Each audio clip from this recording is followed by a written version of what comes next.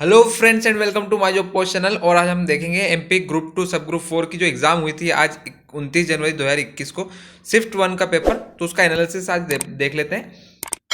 जो स्टूडेंट्स के फीडबैक आया था उसके अनुसार अगर देखें तो जो आप सब सोच रहे थे 25-25 नंबर का क्वेश्चन पेपर आएगा, 8 पार्ट में डिवाइडेड रहेगा, बट ऐसा कुछ भी नहीं हुआ है। क्योंकि वो डिवाइड हुआ था दो पोर्शन में, part A and part B. Part A में सामान्य विज्ञान, सामान्य हिंदी, सामान्य अंग्रेजी, सामान्य गणित, और जो पार्ट बी था सामान्य ज्ञान और अभिरुचि, सामान्य कंप्यूटर, सामान्य तार्किक योग्यता और सामान्य प्रबंधन के क्वेश्चन पूछे गए थे।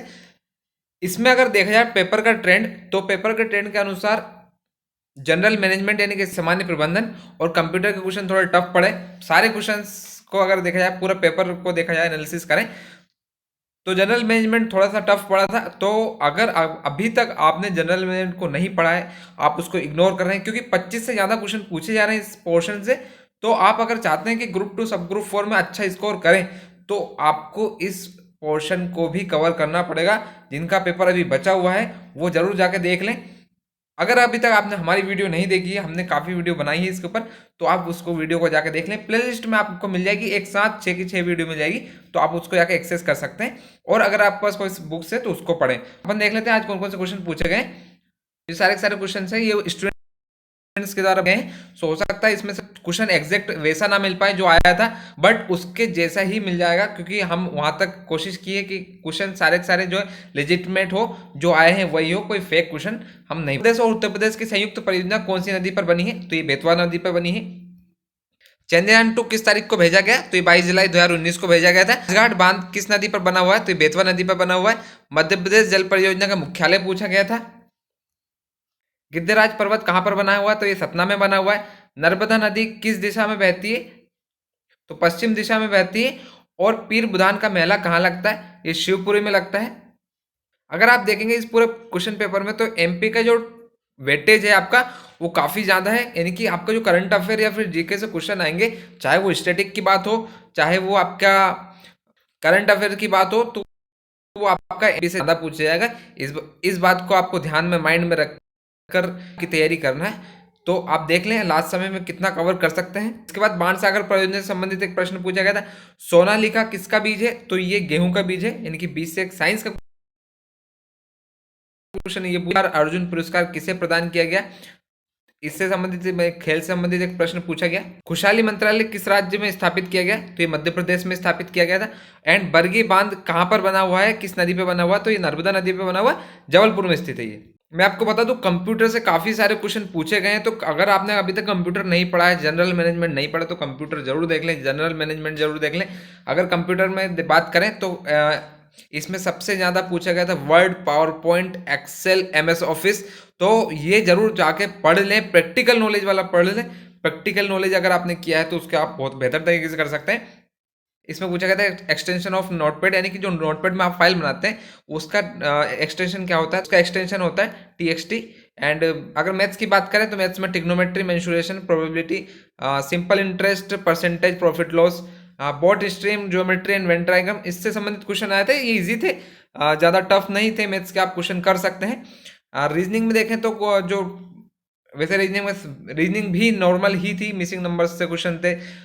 एक क्वेश्चन आया था कि 3 घंटे, अगर 3 बज रहे हैं तो घंटे की कांटे की दिशा जो है वो किस दिशा में रहेगी?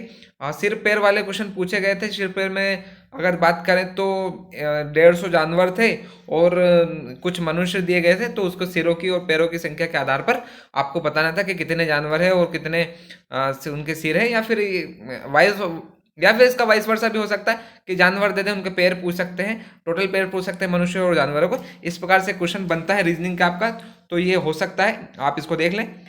हिंदी में अगर बात करें तो सूर्य का पर्यायवाची पूछा गया था, और उसके बाद फिर यण संधि का आपको पूछा गया था। दशानंद का समास विग्रह पूछा गया था। तो दशानंद अगर बात करें तो बहुब्रीहि समास होता है इसका। एंड बौद्धकालीन अवशेष प्राप्त स्थान बरहुत किस जिले में है? तो ये सतना जिले में है। फुल फॉर्म पूछा गया था एसीआई का कंप्यूटर सेक्शन में। तो अगर बात करें, अगर एग्जैक्ट यही पूछा गया तो इसका होगा एप्लीकेशन सेंटर के इंफ्रास्ट्रक्चर। बट अगर एसीआई के अलावा कुछ और पूछा गया है तो वो देखना पड़ेगा, बिकॉज स्टूडेंट के द्वारा यही बताया गया। एंड वेबसाइट बनाने के लिए किसका प्रयोग किया जाता है? तो डिपेंड करता है आपका ऑप्शन कैसा है। अगर उसमें लैंग्वेज पूछी गई तो कौन सी लैंग्वेज दी गई, क्योंकि HTML से भी बनता है आपका, CSS जावा सबसे बनता है आपका लैंग्वेज वेबसाइट।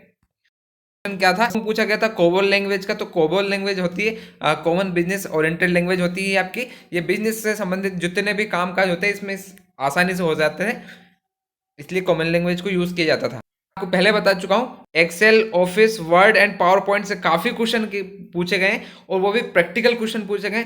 तो अगर अभी तक आपने इसको नहीं देखा तो बिल्कुल देख लें। एंड हिंदी में अगर बात करें तो समास संधि छंद के प्रश्न पूछे गए, तो इसको भी देख लें। ये नॉर्मल से क्वेश्चन है इसमें, मतलब मेनली अगर बात करें रीजनिंग की, हिंदी की, इंग्लिश की, मैथ्स की, तो ये तो आपको नॉर्मल पढ़ के ही जाना है।